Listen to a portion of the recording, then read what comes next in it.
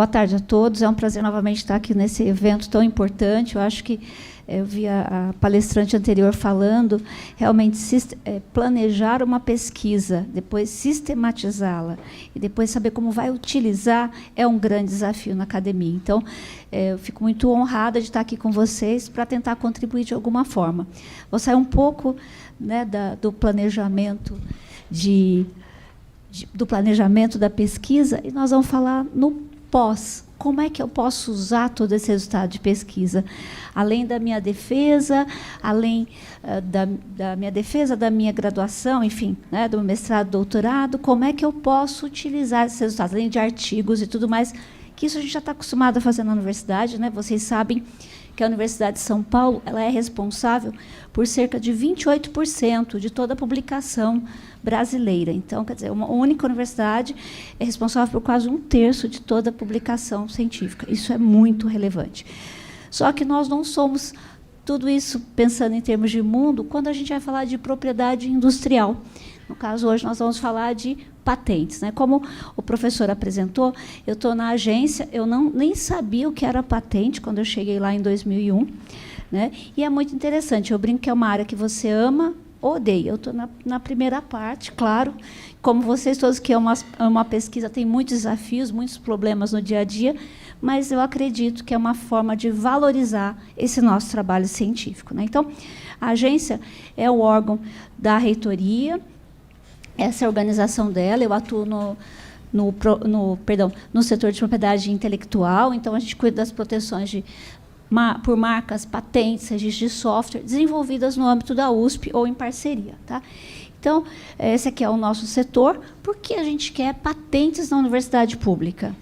Por que uma universidade que é financiada com recursos públicos quer gerar patentes que vão ser oferecidas para empresas ou alunos que vão montar suas startups? Qual o intuito de tudo isso? Então, nós temos vários objetivos. Nós queremos estimular a pesquisa e desenvolvimento cada vez mais, permitir retorno financeiro, colaborar com o desenvolvimento tecnológico da humanidade, valorização da atividade científica e acesso da sociedade a todo esse conhecimento. Mas por que eu preciso usar patentes exatamente para chegar nisso? O paper já não me proporciona tudo isso? Nem tudo. Claro que quando nós publicamos alguma coisa, nós mostramos a autoria. Fui eu quem fiz, eu sou o criador. Isso é uma forma de garantir a criação, né, o direito autoral. Por outro lado, quando eu publico alguma coisa, eu não consigo impedir de alguém usar para fins mercadológicos ou, enfim, aplicação comercial o meu resultado de pesquisa. Né? E nem falar, não, ele pegou o meu processo, o meu método, utilizou, e eu fiquei a ver navios, nem citado eu fui. Então, a propriedade intelectual vai nos ajudar nessa defesa de direitos em relação à propriedade que você gerou. Tá? Tenho procurado, eu tive aqui, acho que em 2016, eu achei que era até ano passado, passou tão rápido, mas eu gostaria de dar uma invertida, porque às vezes a nossa palestra é de 1 hora, né, uma coisa muito curta, a Camila também correu para a gente dar conta, porque é muita coisa, né, para falar, que a gente gostaria de falar. Mas eu queria dar uma invertida. Nesses 10 primeiros minutos iniciais, eu queria que, para deixar vocês mais à vontade, porque depois nós vamos pegar a redação e tudo mais, sobre o tema patentes, acho que é uma coisa muito atual, né? Eu brinco que agora até na televisão, nos programas infantis, a gente ouve a palavra patente, mesmo que seja torta, equivocada, mas está lá.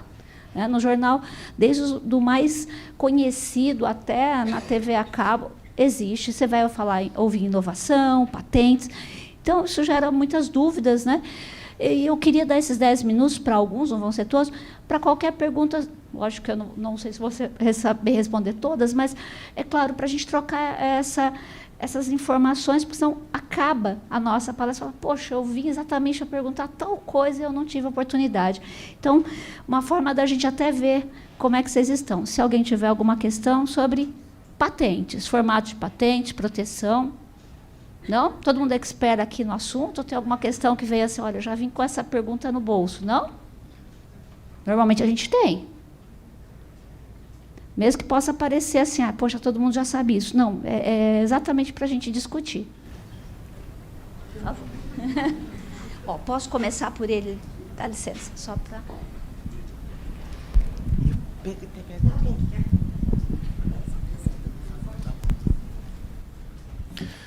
Meu nome é Cristiano,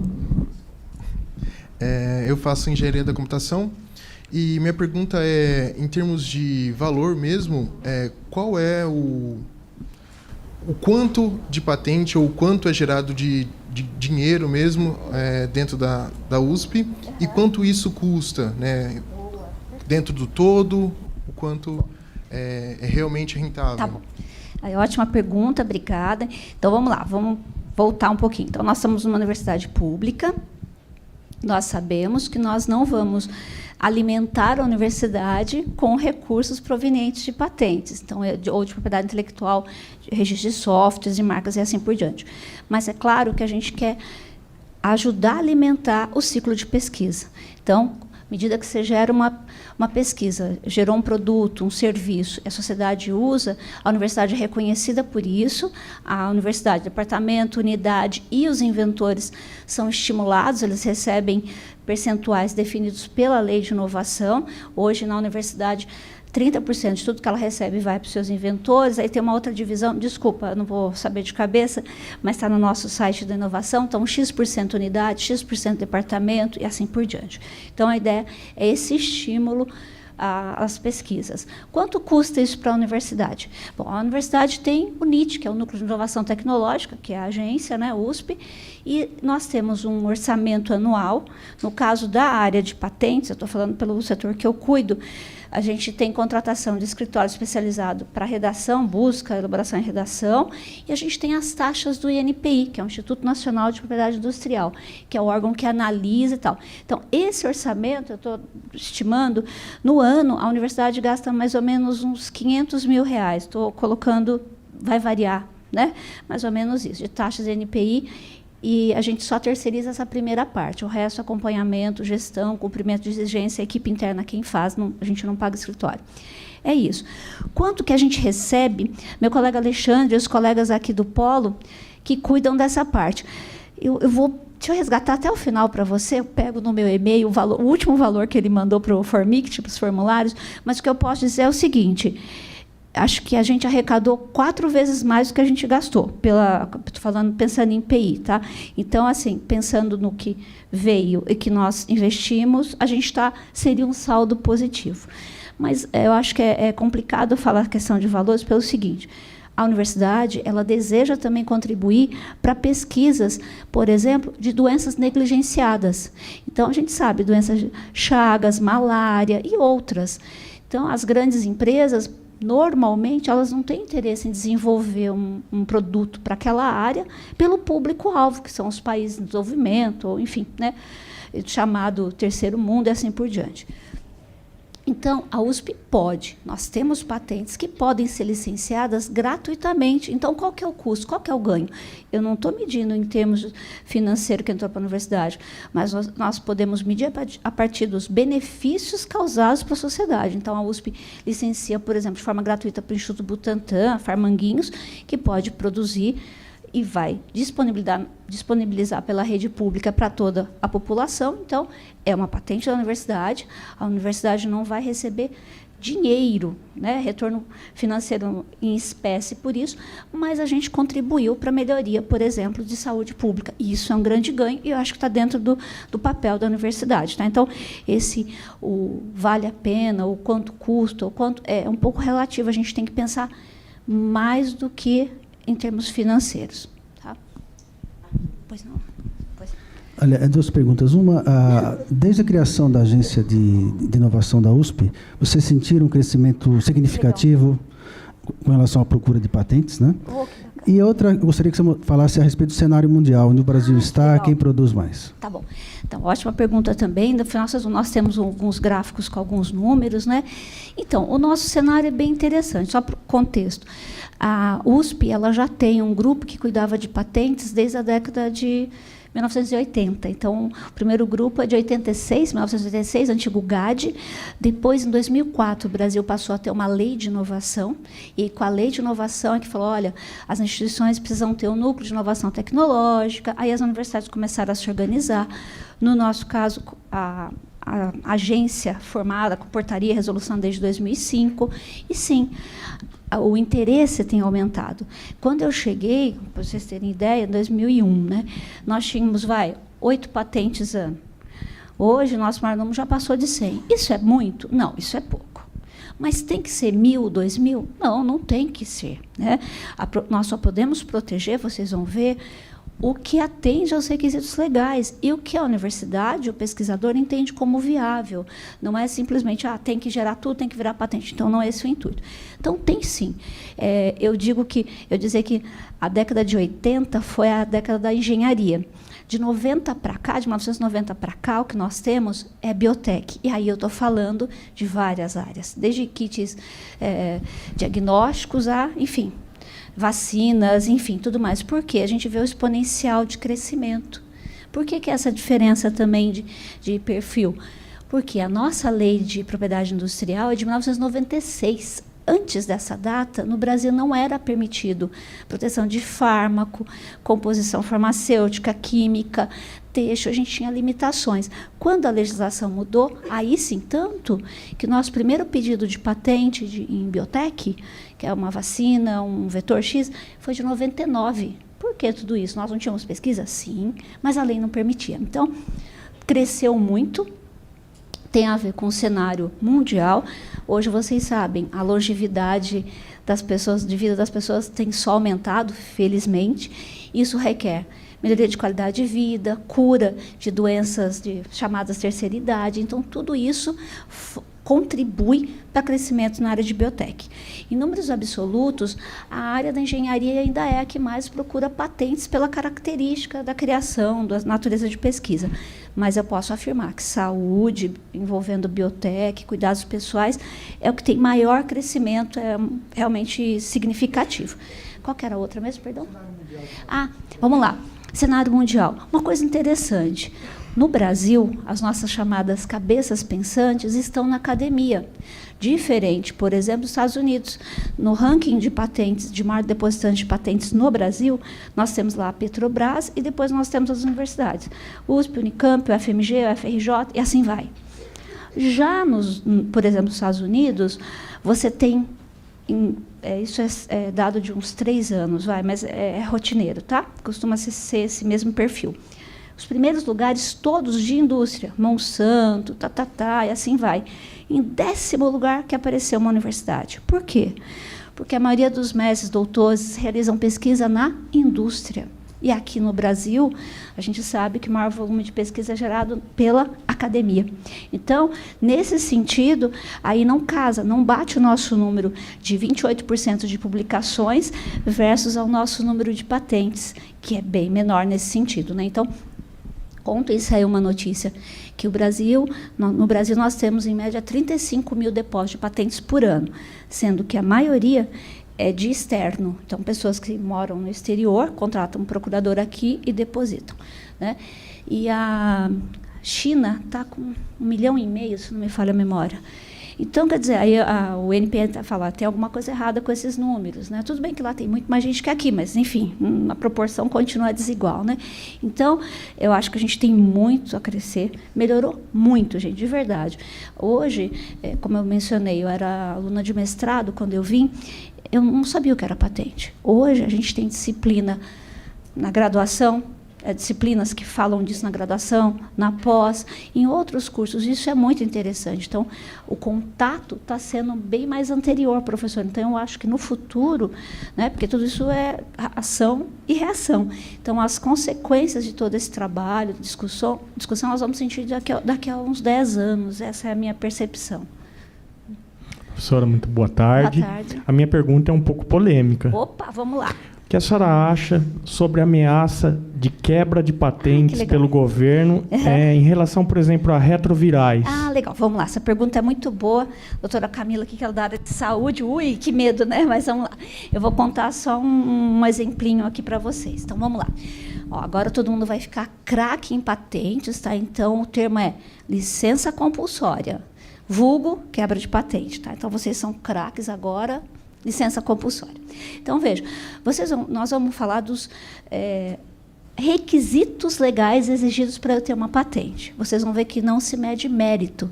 Diferente quando eu mando o meu trabalho para um assessor da revista, que ele vai olhar se realmente a minha pesquisa está completa, como é que eu testei num pH 4,5, como é que eu estou afirmando que em 5 também funciona, ele vai olhar tudo isso. Em patentes não é esse o tipo de análise que eles vão fazer, que o examinador do ANP vai fazer. Então, o que acontece? A patente, ela quer dar direito a quem criou alguma coisa. Fantástico. Só que esse direito ele não pode ser absoluto, que possa causar prejuízo ao público, ao setor público, por exemplo. Então, no Brasil, nós já tivemos, né, em 2008, foi o caso do coquetel, né, dos antivirais lá para tratar o HIV e tudo mais, a AIDS, né? Então, o que aconteceu? O Brasil, ele é ainda, né? Doutora Camila me corrige, o Brasil ainda é exemplo de tratamento para AIDS, nós somos referência, né? Então, em termos públicos. Então, o que acontece? Tínhamos lá um coquetel com X antivirais, né? E um deles era um patenteado, na época, pela Merck, né? Acho que isso saiu na notícia, muito mesmo na mídia. E aí o Brasil falou, opa, peraí, aquela empresa que tinha patente desse antiviral estava cobrando um preço acima do que ela estava cobrando de outro território. Aí, como eu disse, patente é para garantir direitos de quem desenvolveu ou para quem ela licencia. E existe um órgão para controlar isso. Existe a OMC, Organização Mundial do Comércio. Então, os países que fazem parte desse sistema de propriedade intelectual, eles vão, batem na porta e falam, olha, isso está errado.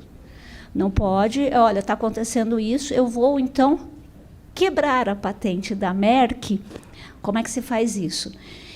O Brasil contratou uma empresa indiana que iria produzir aquele medicamento patenteado, ele iria pagar a Merck, mas não naquele valor que ela estava cobrando. Então, e, ao mesmo tempo, aquela indústria da Índia não poderia produzir à vontade, porque senão desrespeitaria a patente da Merck, só com aquele fim de licença compulsória.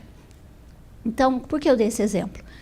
A patente me dá direitos, mas eles não são absolutos. Existe um limiar para isso. Então, na universidade, a gente tem um paradigma. Poxa, essa universidade é pública. Por que nós vamos querer licenciar para uma empresa e para as pessoas pagarem por isso?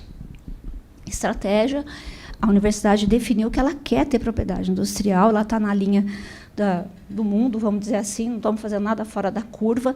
Por outro lado, infelizmente, nós temos vários casos de pesquisadores que vão a congresso, apresentam, contam tudo, depois descobrem que alguém entrou com pedido com o resultado do seu trabalho. Então, quer dizer, não é isso também que a gente quer. Então, é uma linha...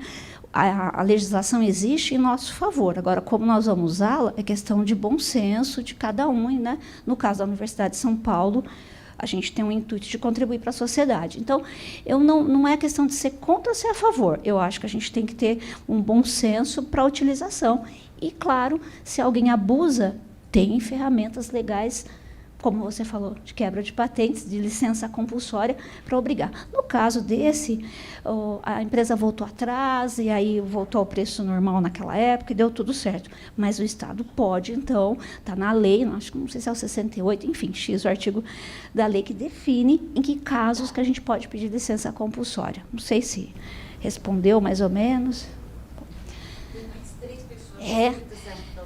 Não é, senão a gente não vai ter tempo para falar, né? Só a gente, depois a gente pode perguntar mais. É só para esquentar a nossa conversa. Eu não entendi. Pois não. Professora, boa tarde. Boa tarde. Eu só estava falando a respeito dos depósitos de patente. Se eu tenho um trabalho que eu estou desenvolvendo aqui no Brasil, só que, às vezes, o meu público-alvo que vai atingir essa minha pesquisa, seja o público lá da Ásia, por exemplo, sofre com terremotos, maremotos, eu preciso depositar minha patente num local adequado. Às vezes, não necessariamente eu preciso correr atrás desse depósito aqui no Brasil. Então, como proceder a questão de um público nos Estados Unidos, público na Europa, a respeito desse depósito? Se vocês me permitirem, se a gente puder já ouvir as outras duas perguntas, aí a gente, para ganhar isso, tá? Então, olha, tem uma apresentação, nós vamos falar sobre tudo isso, mas é uma forma da gente até saber quais as possíveis dúvidas. Boa tarde, professora. Minha pergunta é, em quanto tempo demora a patentear um? Tá joia. Boa tarde. Boa tarde. Minha pergunta é, quando o pesquisador deposita a patente e ela é publicada, né, após um tempo, ele pode considerar que ele tem uma patente ou só após sair a carta patente? Ótimas perguntas, muito obrigada. Vamos tocar o nosso barquinho aqui. Então, vamos lá. Falando, tudo que vocês perguntaram tem a ver com processamento de propriedade industrial.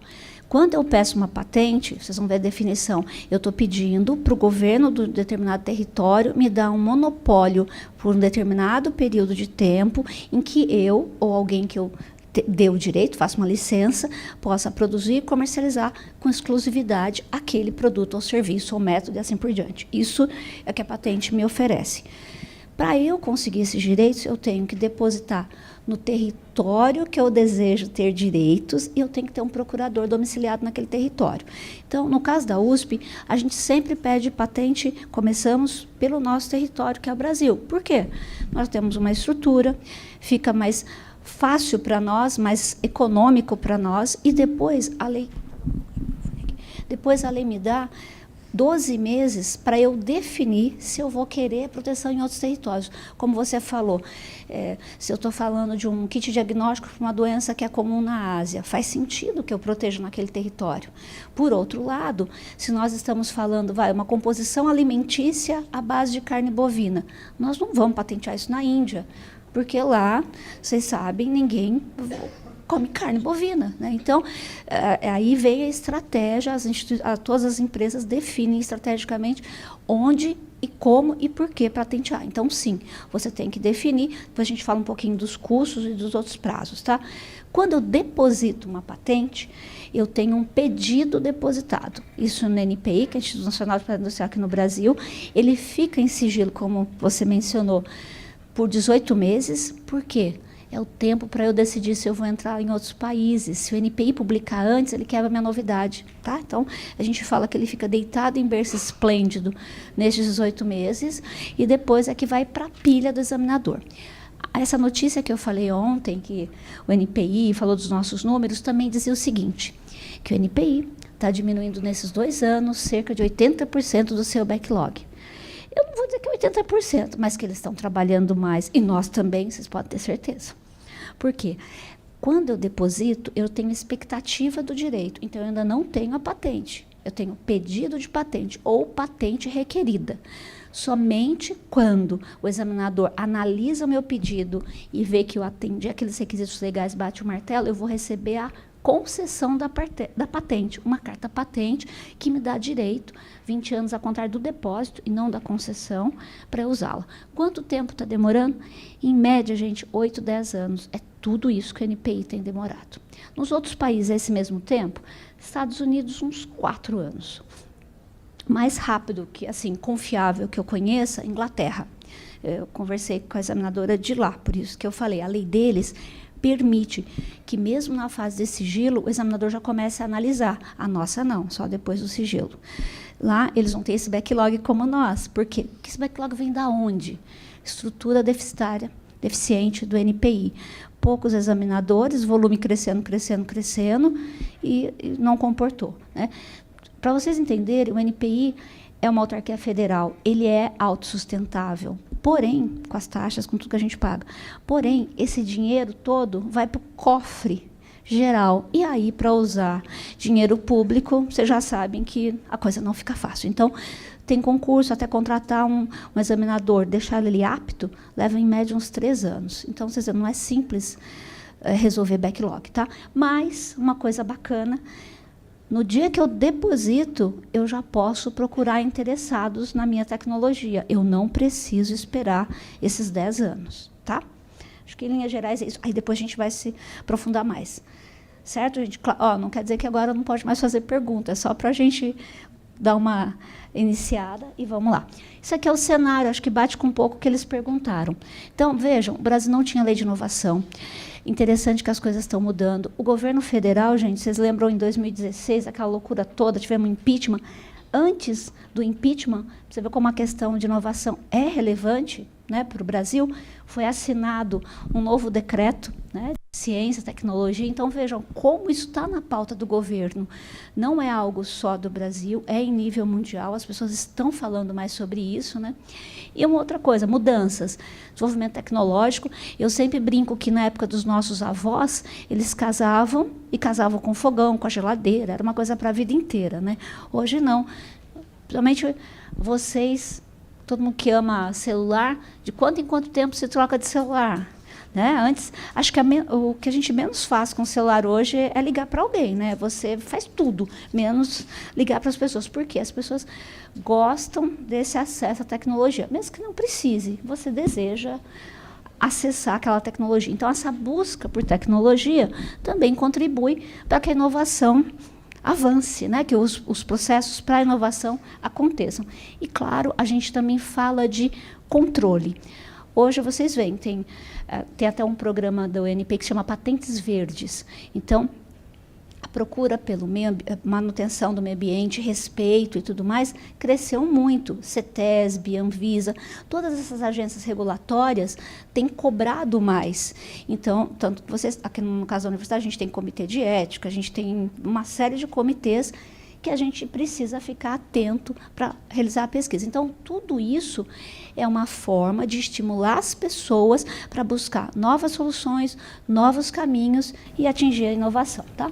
Eu vou passar muito rapidinho, era só para dizer que, quando a universidade foi criada, ela não fazia pesquisa, os nossos professores ensinavam, formavam alguém. Com a criação da CNPq, CAPES, depois, na década de 60, da FAPESP, aí os nossos pesquisadores, e isso vale até para aluno de iniciação científica, né? Nós somos medidos agora. Você faz pesquisa? Quantos trabalhos você publicou? Qual o fator de impacto da revista que você publicou? Aí, olha, a dica da doutora Camila, tem que saber fazer essa revisão, essa análise dela, acho que contribui até mais. E aí, no começo desse século, vocês podem ver quantas patentes você tem.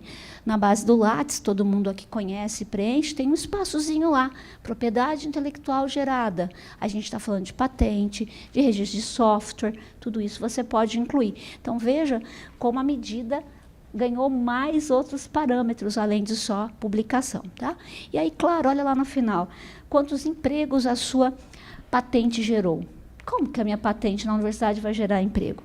Quando a gente licencia para uma empresa, ela vai precisar adequar a sua produção, contratando mais pessoas, ou readequando, realojando. Então, nessa hora, uma patente, uma propriedade intelectual gerada na universidade, contribuiu para o aumento do número de empregos, por exemplo. Tá? Então, veja que não é uma coisa distante da nossa realidade, embora quando a gente está lá fazendo nosso mestrado, doutorado, você não fica pensando o tempo todo, nossa, estou contribuindo quanto mesmo para a sociedade? Não é uma questão diária do pesquisador, né? Mas estamos contribuindo, sim. E aí a gente vê o seguinte, ó, isso é uma coisa bem bacana. Em patente, a gente não está falando só de ideias. Nós não patenteamos ideias. Nenhum lugar do mundo patenteia ideia.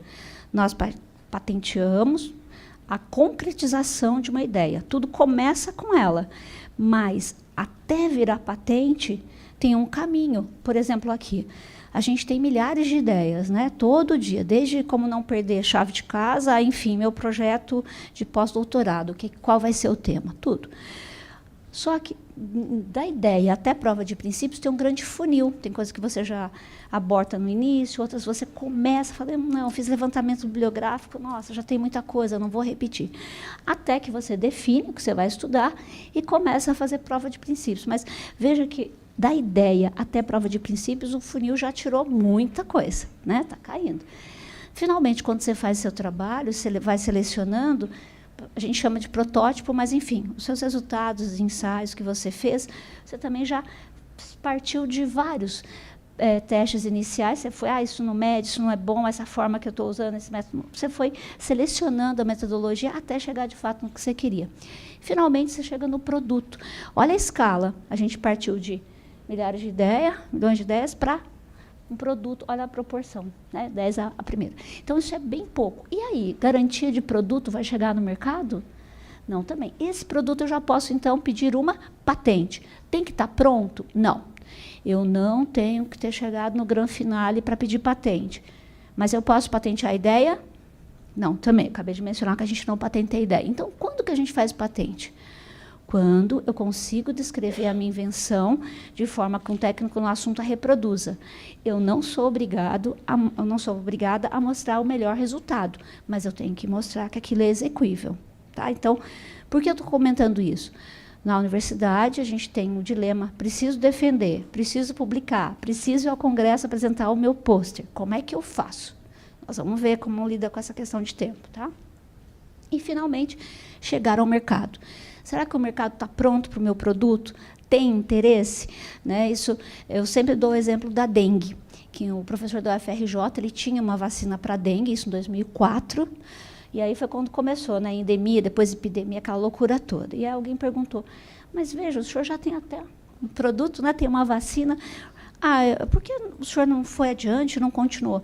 Falou, olha, meu financiamento acabou, eu não consigo mais financiamento, eu tive que parar. Claro que agora não seria esse problema. Agora, eu digo, de uns anos para cá, ele conseguiria, com certeza, financiar a linha de financiamento de pesquisa para continuar. Então, vocês vejam, ele tinha uma solução, mas, naquela hora, o mercado não precisava daquela solução.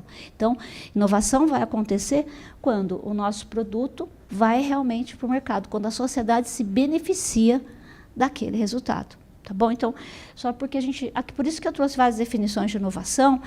A inovação, desculpa, gente, de forma resumida, é a exploração com sucesso das criações. Então, quando nós estamos desenvolvendo aqui na universidade, nós desenvolvemos conhecimento.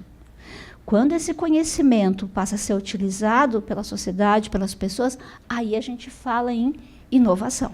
Tá bom? Então, o fato de criar um robô é inovação? Ele pode ser novo, mas a inovação ainda não aconteceu.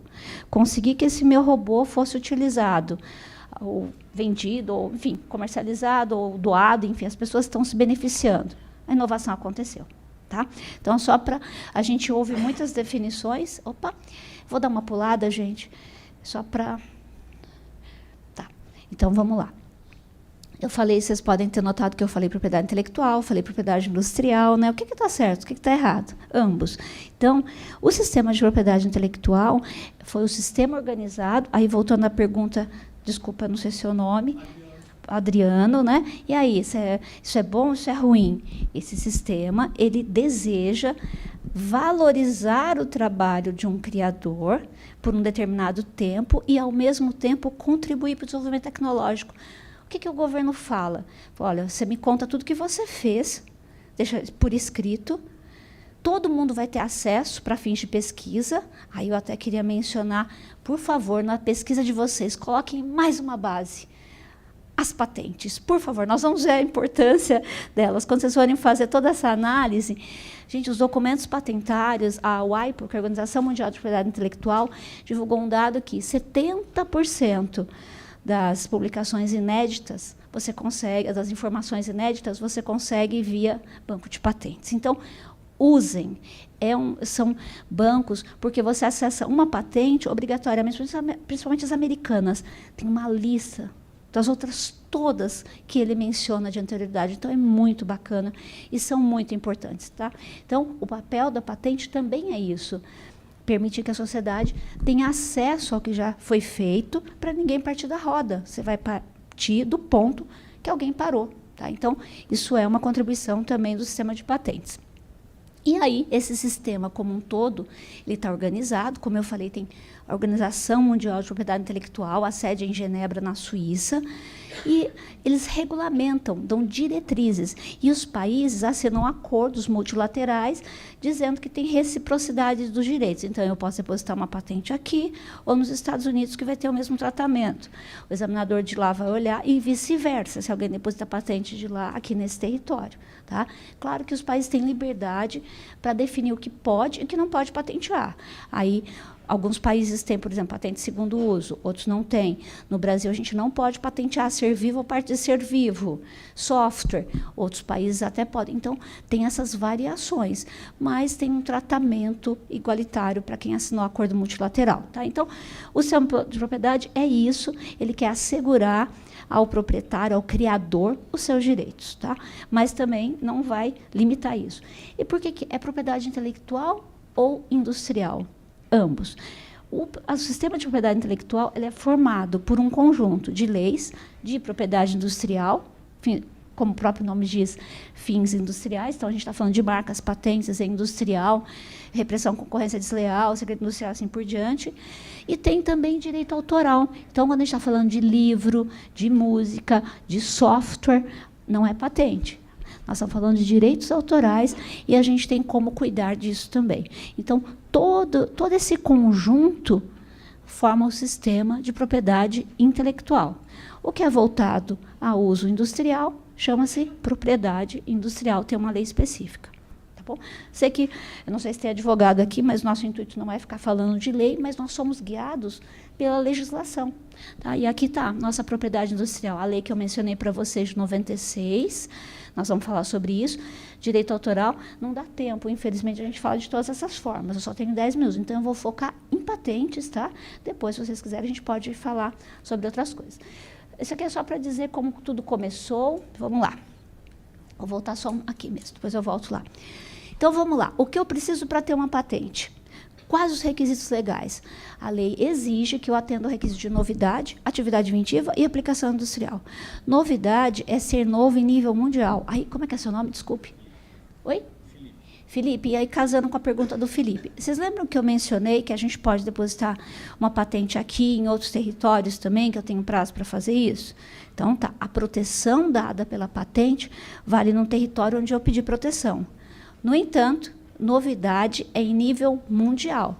Então, se o Felipe foi lá num congresso, lá na Ásia, e viu alguém apresentando alguma coisa, falar, no Brasil não tem isso, vou depositar a patente lá. Ele vai atender o requisito de novidade? Não vai, porque novidade é analisada em nível mundial. Tanto o examinador do NPI ele faz busca, ele varre o mundo para ter certeza que não tem nada igual àquilo. Outro requisito, além de novidade, atividade inventiva. Atividade inventiva é o mais subjetivo. Eu tenho que mostrar para esse examinador do NPI que a nossa invenção não é dedutível. O que quer dizer isso?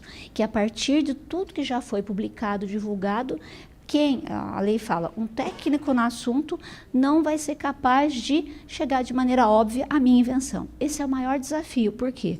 O que pode ser óbvio para mim pode não ser para outra pessoa. Quem é esse examinador? Ele é alguém que tem um conhecimento, normalmente eles têm mestrado, doutorado, mas não é um expert no assunto como um inventor é.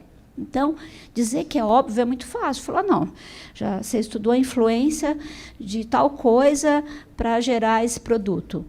É dedutível. Não, não é. Teve uma série de definições, de estudos, para você realmente definir que aquilo ia funcionar, que ia dar certo. Aí você tem que defender tecnicamente, a sua invenção para mostrar, evidenciar que ela não é óbvia, dedutível para um técnico no assunto. Isso é a atividade inventiva. E a aplicação industrial, essa é mais tranquila. Eu não posso patentear uma obra de arte, porque ela é única, né? Eu não vou colocar em escala industrial. Eu posso patentear produto, processo, método, que eu tenho reprodutibilidade. Posso fazer quantas vezes for que eu chego no mesmo resultado. Bacana? E aí, diferenças. Nós temos aqui duas formas de patentes diferentes, duas naturezas. Patente de invenção e patente de modelo de utilidade. Patente de invenção, um objeto, um processo, um produto que atenda aos requisitos de novidade, atividade inventiva e aplicação industrial. Modelo de utilidade, um melhoramento em cima de uma invenção, de uma criação existente, seja ela patenteada ou não. Então, o telefone é o exemplo clássico, né? O Graham Bell conseguiu uma patente do primeiro telefone, alguém melhorou esse telefone, criando um dispositivo em que pudesse falar e ouvir separadamente, porque nesse primeiro é uma única peça. Então, você tinha que falar, parar para ouvir. Aqui, não. Você pode, ao mesmo tempo, fazer isso, né? Então, essa melhoria funcional, ele conseguiu proteger por patente de modelo de utilidade, uma vez que o telefone já existia. Tá bom? Então, vale 15 anos e patente 20. Esse é o nosso calcanhar de Aquiles, é tudo que a lei não deixa patentear, mesmo que seja novo. Então, ser vivo, parte ser vivo, descobertas, teorias matemáticas, método de tratamento, método diagnóstico. Pessoal que trabalha com kits, com sensores, a gente tem vários casos aqui nós podemos patentear um kit diagnóstico. Nós não podemos patentear o conceito. Vou diagnosticar, vou ver se alguém tem cárie olhando o dente, se tem um pontinho preto. Isso é método diagnóstico em vivo. A lei não deixa. Eu gerei um kit para identificar a cárie. Tem lá vou colher uma substância, vai ter uma reação. Se atender os requisitos legais, aí sim eu posso patentear, tá? Então, cuidado com isso. E aí, perdão, vou ter que voltar um pouquinho. Esse aqui é o exemplo clássico.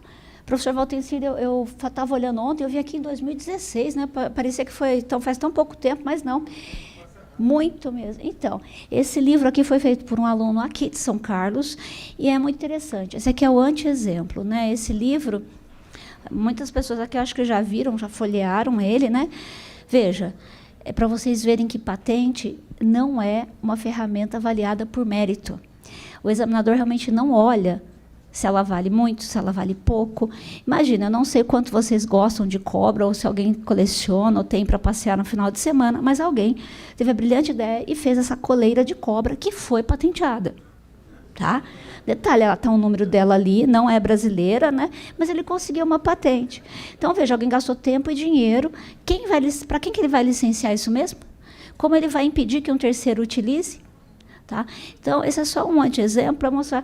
Não é isso que a Universidade de São Paulo faz. Eu sei que não é isso que a gente faz nos nossos laboratórios, graças a Deus, né? Nada contra. Nem o pessoal do Butantan ia usar, né? Eu brinco porque... Né, de verdade.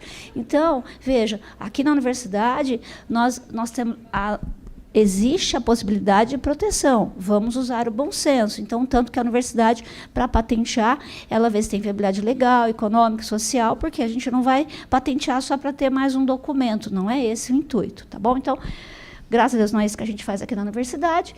Professor, tenho mais 1 minuto, pelo menos? Opa, só para... Agora eu vou dar uma pulada. Tá? Então, vamos lá. A professora aqui também perguntou, acho que é ali também. Então, depositei o pedido no NPI, eles vão olhar e fica lá como pedido de patente. Eu recebo um número, BR 10/2019, o número de controle. Então, esse número não muda. Você pode pôr no seu Lattes, que é um pedido de patente, tá bom? Quando ele for analisado, aí lá no final desse ciclo é que ele vai virar uma patente concedida. Aí ela perguntou, o fato de ser publicado já virou patente? Não, é uma das fases do processo. Então, veja, entrei com pedido ontem, tem 30 dias, eles vão olhar se está no formato adequado, se não falta nenhum documento. Só isso, é só estrutural. Se estiver ok, maravilha, vamos publicar na revista da propriedade industrial. O NPI não manda cartinha para nós. A gente tem um software de gerenciamento, toda semana a gente olha para ver o que saiu das patentes da USP. Aí lá diz, ok, recebemos seu pedido, a estrutura está legal, aí sai um código.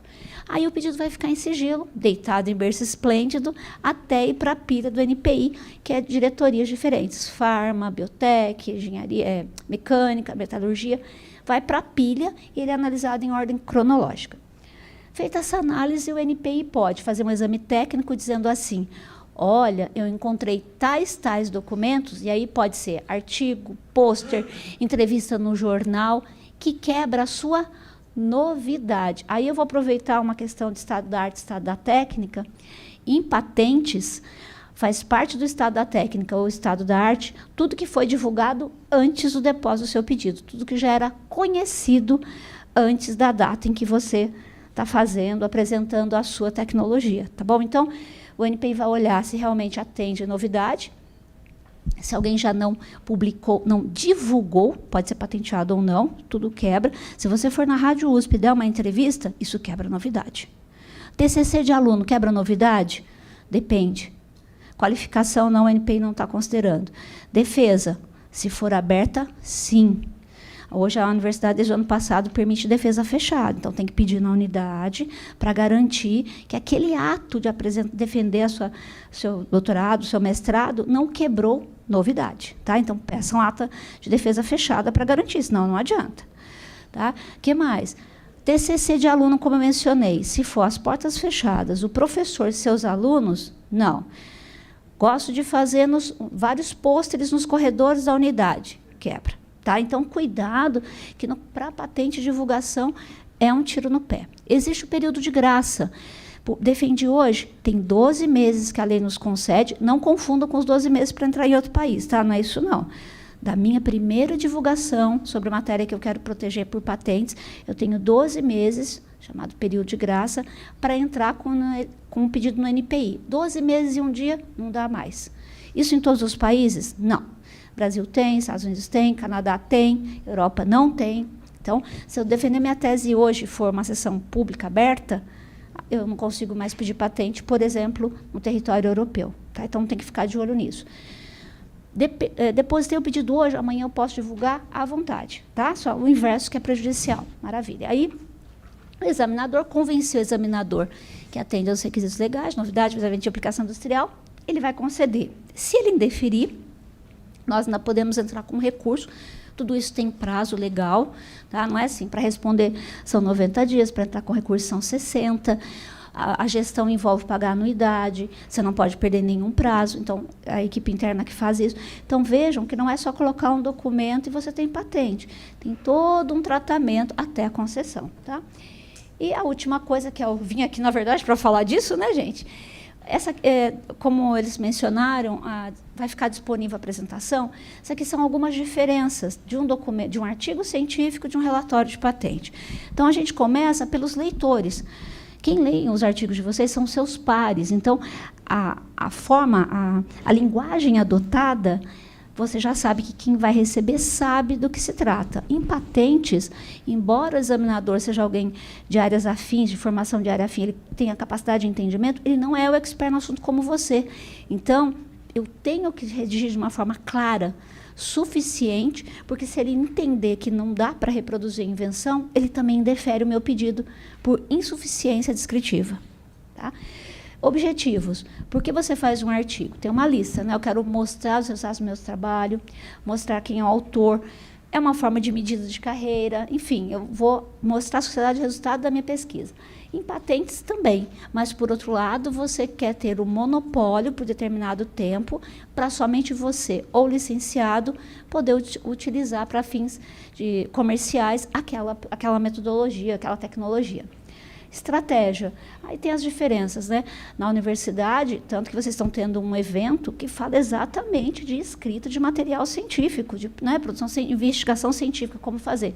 Então, na universidade, a maior medida ainda é pelo número de artigos, de teses, isso é muito importante.